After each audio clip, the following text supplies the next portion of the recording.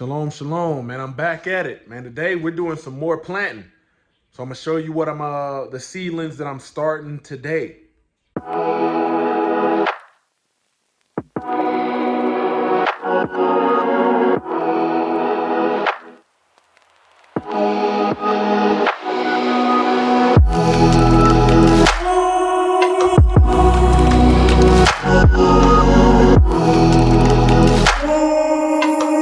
All right, so we're back, man, and today I'm starting some more seedlings. I've got the soldering iron pretty much good to go. Man, you can see what I was able to do with the garage, get all that stuff out of here, the go-kart that I gotta fix, clear a lot of that stuff out, and was able to put some rodent, some mice and rat type repellent blocks down, bait, sticky traps, things like that, but keeping everything pretty much that they will try to chew through off of the ground, keeping it very light in here. That way my wife can park up in here when hell season comes. But what I've got today, man, I've got some peppers, pepper hot, long, thin cayenne. I've got these pepper sweet California Wonders, pepper sweet garden leader monster bell, and then I've got this California Wonder. So I'm gonna go ahead and put these holes in these cups.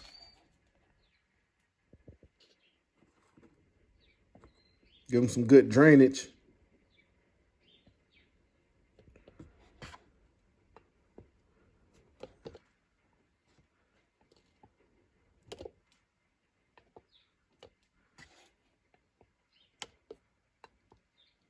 Thought about using a drill, but this made a lot more sense as it would be a lot quicker.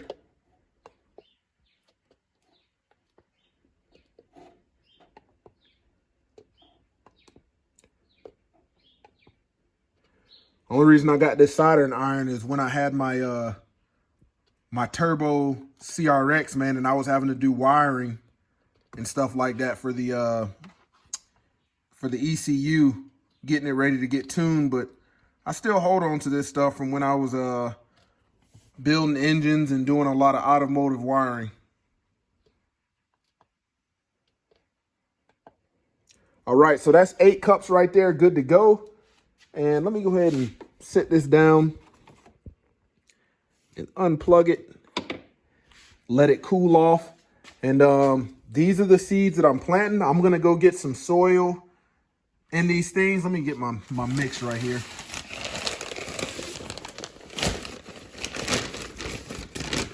I've set up another tray in there, and we're gonna go with it just like that.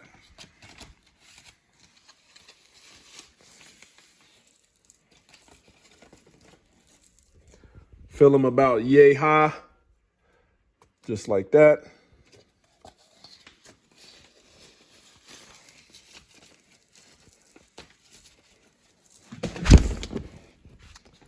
Doggone tarp came down. Let me roll this back up. A little bit of that out. Let's get another one.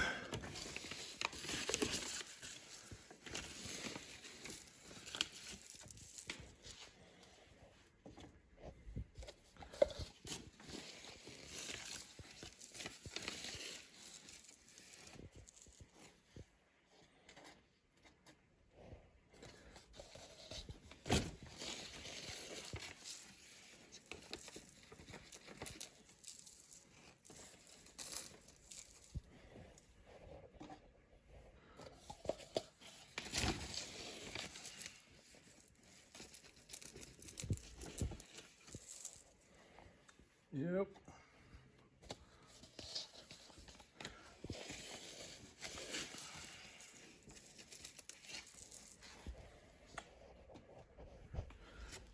Get all that up in there. All right, let me find my permanent marker real quick. See what I did with it. There we go. Right up in there. So I'm gonna do of these hot peppers. Man, let me turn the camera. Let me see, turn the camera this way. I'm gonna label these cups. That way I know what seeds to drop in them. Stay tuned. All right, got these all labeled right here. I've got 6 bell peppers and I've got 2 red hot peppers. And the good thing about this is, I want you to understand, is in previous years, man, I would do a couple seedlings. A lot of them wouldn't take. And then I would, combat that by buying a lot of the seedlings that was already pretty much maybe about a month old that you could get at Lowe's, you can get at your Tractor Supply when they have the different vegetables and things like that out there. But there may come a time to where you're not able to buy those, for whatever reason, the way the world is going. I don't know if you're keeping up to date with a lot of the stuff going on in the agricultural realm, a lot of farmers getting shut down, stuff going on with the bees. But, if you cannot buy those readily available when they have been pretty much started in a nursery from seedling to about a month old, then what do? And this is why I'm constantly, year after year, every growing season, trying to hone in on the skill. That way, I know what grows best in different type mediums. I know what how long is it going to take for the different type of vegetables and fruits to sprout, because, it would be a rough day if you weren't able to get food and you thought, okay, I'm gonna just get me some seeds and some dirt and just plant them. Man, there is a huge learning curve into having a green thumb. I am far from having a green thumb, and I'm on the way, trying to get the skill set, trying to achieve mastery at it. But it takes a lot of repetitions. It takes a lot of failure. There's a possibility that I could grow all of this right here and none of it take. But that's the learning curve. So you pretty much have it ingrained in your mind. Hey, I tried this type of medium and the stuff doesn't work. A lot of this stuff from this year, from this stuff that I'm planting right here, these are seeds from last year. So seeds, if you're storing seeds can expire and go bad on you and not take. So there's a lot of different factors. But if you are not constantly working at it, trying to hone in on the skill, learning about your different nutrients and things like that, what your bell pepper, what kind of nutrients they need, what kind of nutrients tomatoes need. It's not just one fertilizer fits all, because everything doesn't respond to that. So this year, I'm trying to skip the store 100% of buying those ones that are about yay high. They're already formed, come in the little cups, and they charge you about $5, for those. And you're only getting one plant, where I can get a pack of seeds for, $2, $3. Look at these. Let me see. $2.99. I can get a pack of seeds. So it's of no benefit to try to keep doing that and thinking it's sustainable. Year after year, I'm learning. Okay, man, you don't have to spend all this money to grow your food. You can do it in a simple fashion. You can do it in a cost-effective way. But that's what I'm getting after with this, using, materials that I have readily available to make something jump that's going to work for my family. Eventually I would like it to where I can, have 100 some seedlings, go out there and plant them. And then that's going to produce a lot of field. That way we can eat salads and things like that year round, have bell peppers, year round, have tomatoes, jalapenos, everything that we buy at the store for cooking, we can pretty much X out. But until we master this, you're not going to get to see any fruit because you haven't put in the work.